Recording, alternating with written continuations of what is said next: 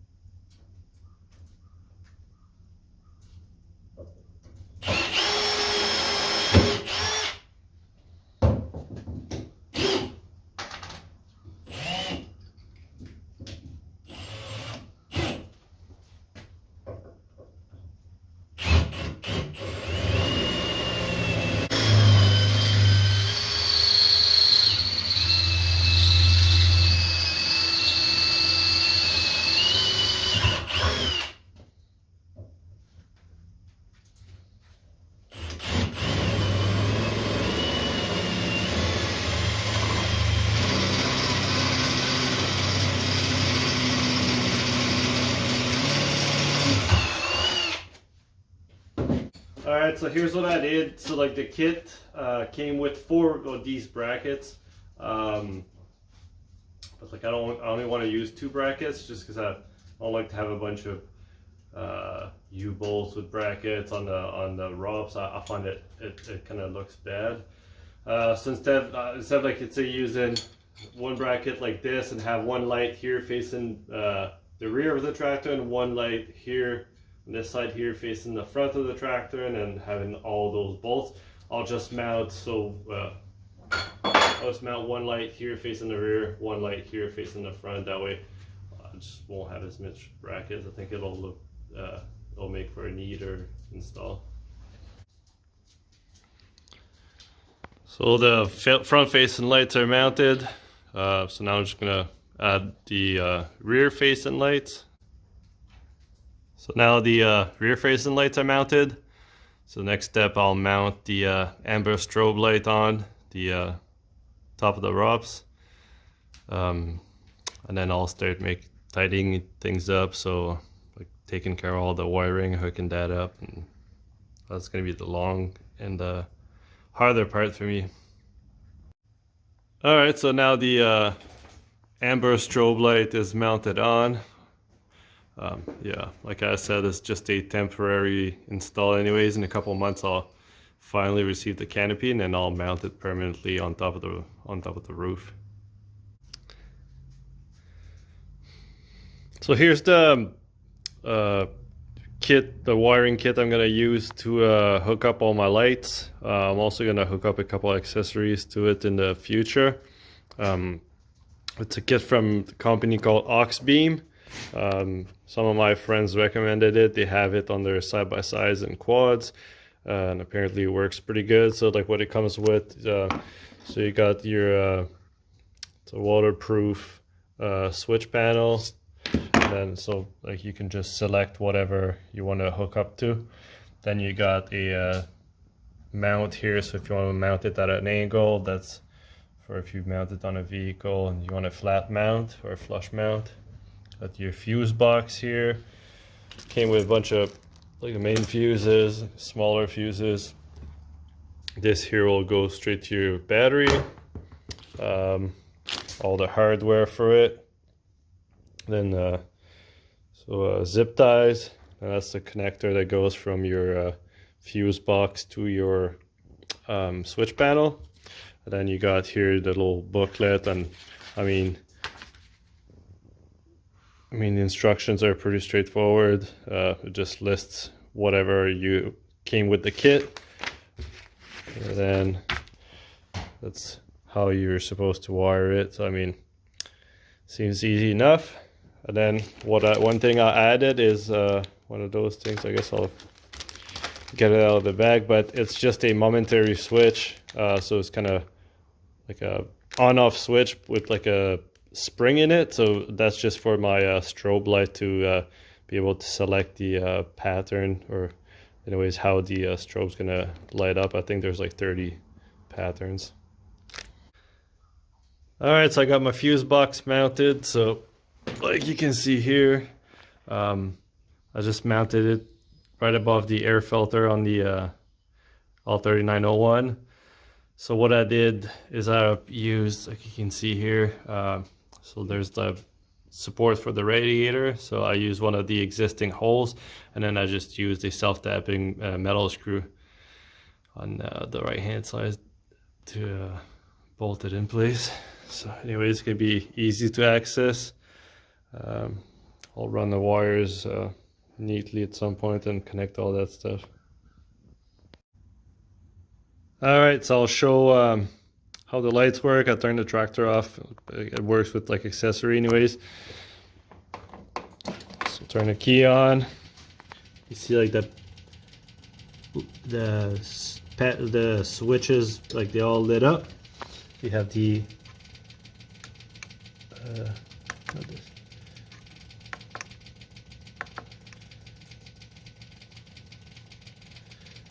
anyway, so got rear lights. You can tell it's like plain daylight and see it.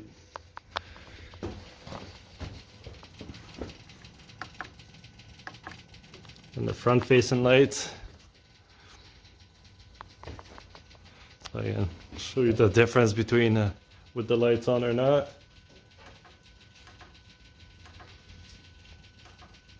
And then the amber light. So still have to figure out, yeah, how hook up the momentary switch, but that's it.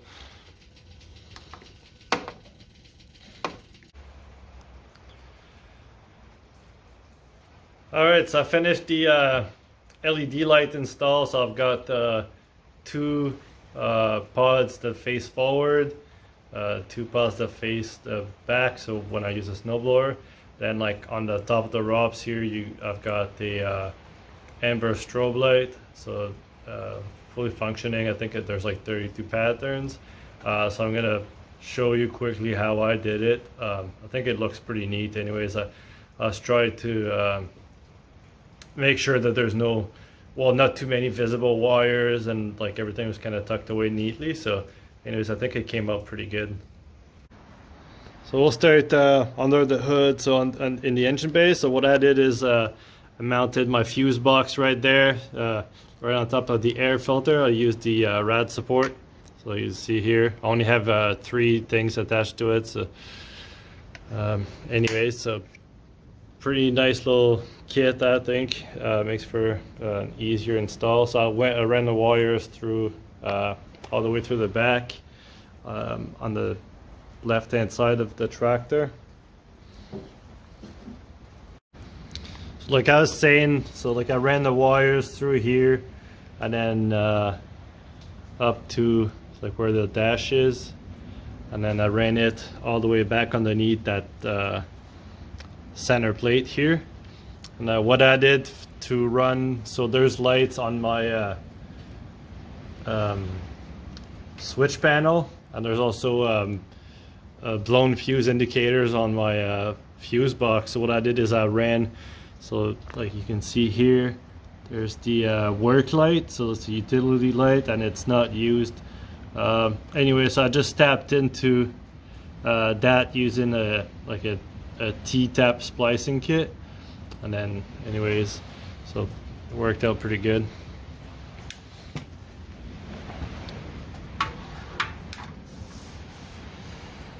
So that's where I mounted my switch panel, so right underneath the steering wheel. I'll post a video after of when the lights are on, but like I didn't want to drill something that was like right on the dash or like near like the light switch here. So anyways, I just used self-tapping screws and went in there. And then for the back, I just ran the wires underneath the seat and here. I might have to extend this one here just because it might be short. So anyways, I'm gonna see when I put the backhoe on, and then I just ran the wires along the ROPS here, like on the inside, so if like branches or whatever get caught in it, it won't get damaged. And then yeah, like I was saying, like the strobe light's only there temporarily until I get the canopy for it. So next, what I'm gonna do is I'm just gonna turn the lights off in the shed, and then I'll turn the tractor on. I'll just put it on accessory, so like you won't have to hear the diesel running. But I'm just gonna turn the lights off. That way we can see how bright the lights are, and then a couple patterns on the strobe light. So this here is just with the normal, just like factory Kubota headlights on. It's like those lights are garbage. They're not bright at all. And here, so that's my switch panel. So like the bright blue LED on the left, that's for the strobe lights, just a like toggle switch.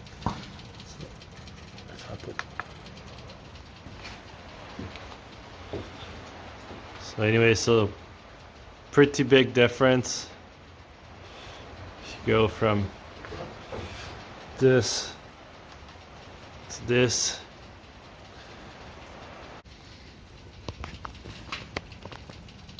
And for the rear, I hit that switch.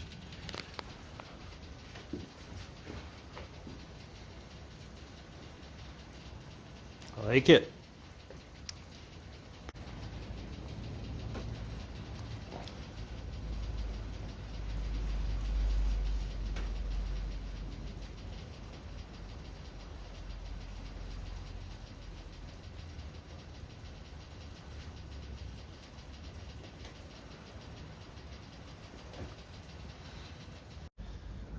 Alright, so that's it for today's video.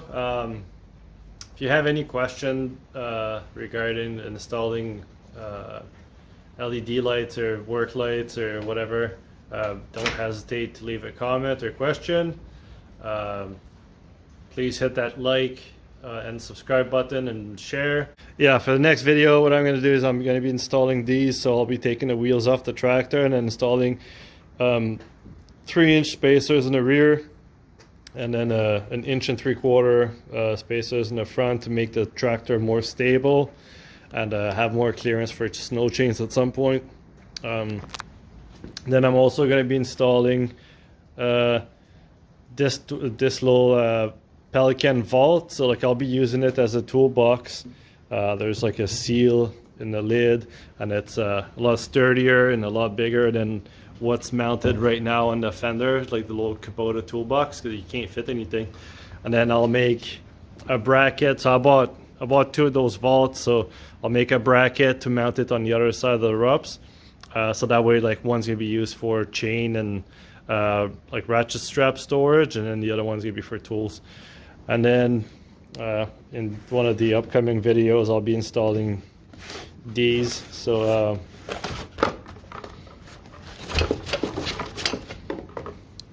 they're just bucket hooks, so they're drilled. So what I'm going to be doing is yeah, I'll drill the front bucket and then install 2 hooks on it.